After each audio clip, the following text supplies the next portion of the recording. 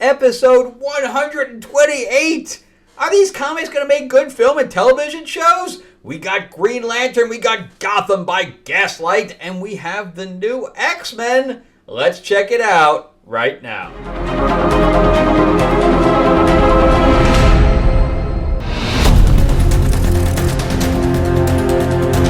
Welcome back to the channel, everyone. Thank you so much for spending time with me as we rant about movies, comic books, and television shows, and the occasional board game. I am your host, Frank Zanca. I'm an award-winning screenwriter, novelist, and comic book writer, as well as an independent filmmaker. I have worked with the networks and studios and stuff like that, but I prefer lower budget stuff, and that's been the majority of what I've been working on throughout my career.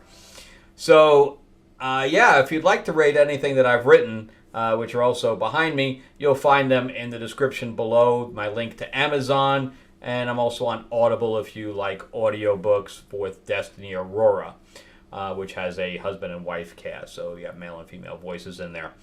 All right, and if you do like talking about this kind of subject, give me that like, give me a comment, and also if you can, subscribe. I am trying to grow the channel out. Ring that bell.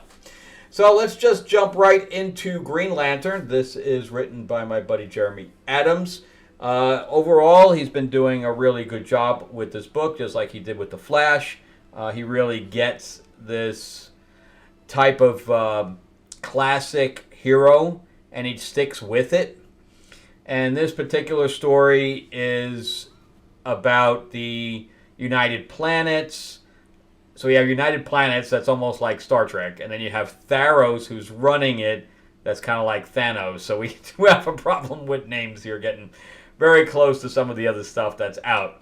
But anyway, so they are destroying power batteries, they're consolidating all the emotional spectrum into one big power battery. They're basically taking control of everything. They've quarantined Earth, but meanwhile, Hal has his own ring that he's created out of willpower, and there's a battery underneath Earth, or underground in Earth, and he's drawing power from that. Now, he's also back on Earth because he was rescued by Star Sapphire, none other than his ex-lover, Carol Ferris, who was about to get married and didn't because the ring came to her just as she was about to say the vows, and she went off to save him. And as they were having a heart-to-heart, the Suicide Squad came in, and basically, I don't know what happened to her. We don't know what happened to her yet. But he was captured, and now he is with Waller because we're doing this whole thing with absolute power. He's being tortured by Waller and King Shark. Now, if that would take he doesn't have any powers at this point because he doesn't have his ring on. That punch would have taken his head clean off, man. Clean off. That would have broken his neck. But meanwhile, he's still smiling, and they're going to now torture him by turning up the energy there, so he gets major pain. And she tells him not to eat him, and he won't give up the information about where his ring is coming from, and that was information that Tharos wanted Waller to get. But she's like, I want that information for me because it sounds pretty powerful. And at the last panel, he jacks up the amount of pain that he's going to be taking, and this is where it gets kind of silly. But I guess we'll get to that in a second because now we have Jessica Cruz, which I like really Jessica Cruz a lot. She comes in, and they're like, what are you doing here? Blah, blah, blah. And she's telling him that we have other problems going on. And we have Kyle that's now got all the spectrum going on. Then you get a little flash of Sinestro, because Sinestro is about to fight Zod, but now suddenly he is, seeing... I guess this is where he takes off and finds Zod. So this happens right before Zod, I guess, where I guess some of his cities have been destroyed on Korrigar. And then we get the, kind of an absolute power thing going on here, where we have a battle of the JLA, or Justice Society, I should say. It's good to see Jade, because we haven't seen Jade in forever, I guess ever since they turned Alan Scott gay or whatever. But anyway, they're fighting the Amazo thing. Now, how they take control of some of these powers, I have no idea. How a robot can do some of this, but whatever. But anyway, now we have Jesse Quick. And I like Jesse Quick's costume there, by the way. I think that turned out real nice. But anyway, she gets caught by the Amazo thing, so now the Amazo has the Flash powers. And he's just decimating everybody because nobody can catch him now. So meanwhile, now you have the fiancé from Carol Ferris. He's moping along. And looking at the rig and stuff like that. And I guess he opens up a new emotion called sorrow. I don't think you really need a new emotion, but that's what he does. Just like I didn't think he needed indigo either. But anyway, there's Tharos. And he's having a good old time right now, looking at a whole power battery thing going on. And now we switch back to Hal, and this is where it gets silly. So he willpowers his way out through the immense amount of pain and gets out of the thing and headbutts the shark and knocks him out. Really? Really? That's what we're going here? And then, without any powers, he drags King Shark and lifts him up enough to put him in the thing. Jeremy, man, I'm calling bullshit on that, man. I'm calling bullshit on that whole page, man. So anyway, he's running around, I guess, looking for Carol and things to that effect. And we get to see this Clone Wars type of thing with them just putting a whole bunch of weapons into this transport. And then we get a whole backstory on Tharos when he was younger and that, he was getting picked on as a child, blah, blah, blah. And I don't, I guess at least it ties in.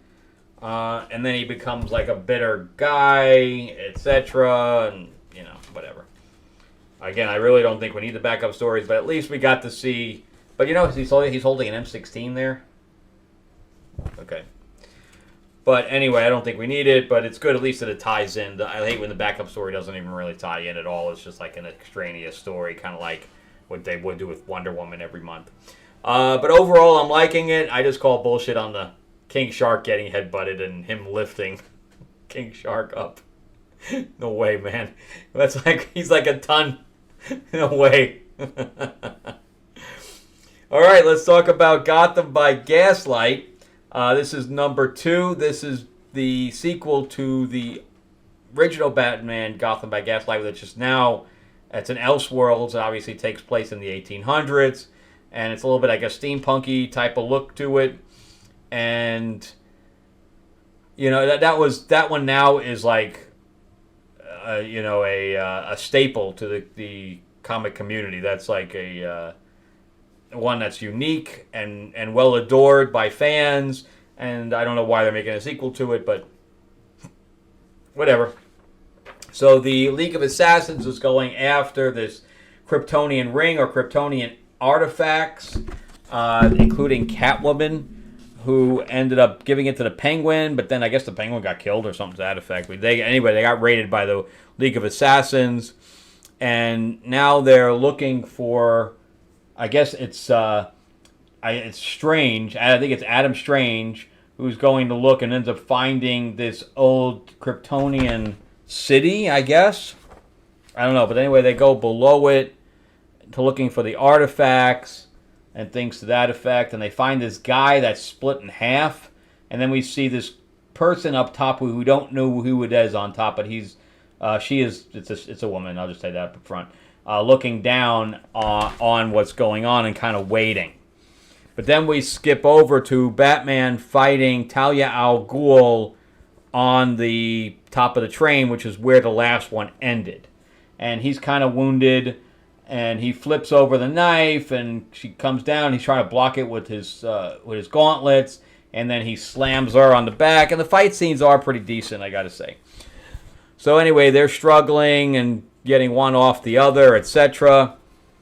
Flipping each other around, flipping each other off the side, stuff to that effect. Throwing knives, and he's blocking the knives. etc. He blocks the sword. He gets cut on the side and stops her from fighting, and then they go off the side there. And I guess he goes to swing because he fires off the grappling hook, and woo, and he fires, and she goes, you're gonna die now, and she cuts it. She's like, I'm gonna be a sore loser, and cuts the thing, and then he falls. This is kind of actually pretty funny. So he falls into this thing while they're doing some kind of a blood ritual or whatever else. So they think he's a demon, and he's like, you need to go to church. I thought that was pretty interesting. So then we switch over to Ireland or whatever's going on here, where we have the Queen, I guess the Queen of England, which is Queen Victoria, and she goes to see Constantine. Constantine took out a bunch of the guards, and that's kind of comes up important later, because I'm going to bring that up in a second. But anyway, we start talking about the stuff that he's been looking for and finding, and he goes into look at I guess she's collecting some of the Kryptonian artifacts, and one of them is now glowing. And he's like, when did this shit start glowing? And then all of a sudden, boom, he's getting, I guess it's the reason he got set up, but he doesn't know he's set up. But if he just wiped out a whole bunch of guards, why did he suddenly get captured? That I don't understand. He should have known it was a setup. That would have made more sense, but it seems like here, like he doesn't, which it doesn't make it. It's weird. So that he gets the trapdoor, for the hanging, except that the thing snaps on purpose, and she says, "Okay, now you're dead, and now you can go work for me without anybody bothering you."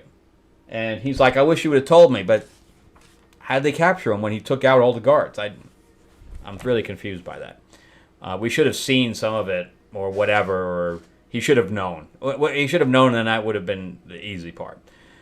But anyway, so I guess that the woman that was giving the speech is like his girlfriend or wife, whatever else, because obviously she knows that Batman is Bruce Wayne and goes down into the Batcave, which is kind of cool looking for a retro kind of 1880s type of Batcave. I like that. And, he starts, doing his normal brooding detective work about the League of Assassins and what the various amounts of, I guess, tattoos that she had that he remembers, that he's looking up. And you can see that there's, Wonder Woman symbol and that like that. So it's kind of like a foreshadow of what's happening in the next few pages. But anyway, they said, there's an earthquake, but no, there's like these centipedes that come up out of the ground. Again, this is the Adam Strange situation. As they're running for their lives, the person on top now jumps down to save them and basically tells them to run because she's going to battle these things, and ends up being Wonder Woman. Overall, I'm liking it. Will make a good film or television show. The original one would make a better thing than this one so far. Although I'm not discounting this one, but the other one's a classic. And the cartoon just did not do it justice as far as I'm concerned. They made too many changes to it. All right, so let's jump into X-Men. This is the new Jed MacKay version of Cyclops leading the X-Men. And I am not a big Cyclops fan. If anybody's leading the X-Men as far as I'm concerned, it's Storm. I prefer having Storm as leader. I've never been really a Cyclops. I like Cyclops look and feel. I just never felt like he was a leader. And I love Magic, and I love Psylocke. Why he has a big X on his face, I have no idea. It's stupid looking, and I'm not a fan of Quentin Quagmire there. So I probably will not be continuing this one. I'm going to check out the Gail Simone one that has Wolverine in it and Jubilee. But I won't be continuing this one. So we start out, and I don't like the way they draw Beast in here with his eyes black like that. I don't get it. But anyway, so they're in Alaska, so they've left Krakoa now, thank God. And that whole thing just took way too long, and it just got stupid with the resurrections. It was, I haven't collected X-Men in a long time. I've gotten an occasional book, but nothing has been really good. But anyway, I guess this is a former Sentinel factory. They were building Sentinels in Alaska like they were cars off an assembly line, and that was like what was employing all the people there. But now, since it's gone, this team has now taken control of it, and this woman is the sheriff, and they're touring the sheriff around. And while we're talking about that, I want to show you my newest addition to my collection. This is the Jennifer Lawrence Mystique. I think this is from Days of Future Past because of the gun, but I could be wrong because this is the plastic gun that she was going to use against Magneto. And it does come with the X costume. However, I've watched a bunch of videos, and there's no zipper on the back, so there's no way to change the costume. So everybody's really confused about why it comes with two costumes and you can't change them out. unless you physically cut it and then sew it back together. I'm not really a sewer guy, but anyway, so this they've only made a certain amount of these, and it's very rare. So I was happy to get my hands on one. So anyway, jumping back to this, so the X-Men, led by Cyclops, are now going on a mission to find, I guess, Cerebro or whatever else. First of all, Wolverine is missing. And then there's 4 other mutants that suddenly have popped up. And they're going to go find everybody at this other area. So they dive down. Again, I love Magic. I think she's great. I am not a fan of Juggernaut being a good guy. Doesn't make any sense. And then they had this other woman named Temper or whatever else. But she's basically a ice person and a fire person simultaneously. So there's nothing new there. But I like the fact that she's kind of split down the middle, and she has one red eye, one eye blue eye, and one half of her is red, and she's got this, Bride of Frankenstein thing in her hair. I don't understand why the ship looks like it's a skull nun. I don't know what's going on there. I think that is the weirdest design for an X-Men ship. And I don't understand, too, the Psylocke thing. When you see the sword, it looks like it's wrapped in energy instead of emitting energy. It's weird. But anyway, so the Beast is still touring her around, and I can give a crap less about this whole storyline. But anyway, then they go back, and that looks like Beast, right? Look at Wolverine. That's Wolverine. But with the lighting, him being blue, it looks like Beast. I'm like, is there another Beast there? But I didn't realize it was Wolverine till the next page. But anyway, we have a fight breakout with guys that look like they're from AIM. And then we have a Sentinel. Basically we just have a fight scene going on. Just for us to have some action. And switching back and forth with what's going on with the tour. Whatever. Skipping. I do like how the artist drew Psylocke there with her power. I think that really works. And this kid just annoys me. There's absolutely nothing I like about this kid. And they end up finding Wolverine, and now he's healing up. And then they find out that these mutants are older. So they're not young mutants with the Cerebro, whatever else, just pinpointed them, and they're adults. That's where the mystery is. How did these guys suddenly all get their powers at the same time? And we have the tour continuing. and we have this little altercation with Magneto that doesn't like. He wants to be feared. So he immediately comes at the woman that is the sheriff for no reason. Whatever. And then we continue with the fight scene back with now fighting the people, the 4 mutants they were supposedly there to rescue or at least find. And at one piece, is that it? Yeah. Magic cuts his arm off. So now we have 3.5 mutants to save. But then all of a sudden they all disappear except for the arm. Wouldn't the arm disappear too? Why would... I don't understand that. And unless it was just like a mechanical thing on the bodies. But if it was a power, everything, all of his genetic structure would leave. So anyway, they return home, and Scott says, "Oh, I wish I was here to meet the sheriff." And I guess there's still a sentinel kind of hanging over the entire city there, or the village, whatever. Anyway, yeah. I don't care. But you look at the sword there. Look, it looks like it's wrapped instead of emitting. Weird. Make a good film and television show. No, this is... I'm not intrigued. So, sorry, Jed. Again, I'll try the other one with Wolverine, but that's about the end of... And I'll probably be skipping over X-Men again. Gotham bad guy Gaslight. We'd have to start with the first one. The first one is going to be obviously better. But I would love to do an Elseworlds. There should be Elseworlds movies. They're making the cartoons. Why not make Elseworlds movies? I think that would be cool. And Green Lantern continues to be good, although the headbutt thing I gotta call bullshit.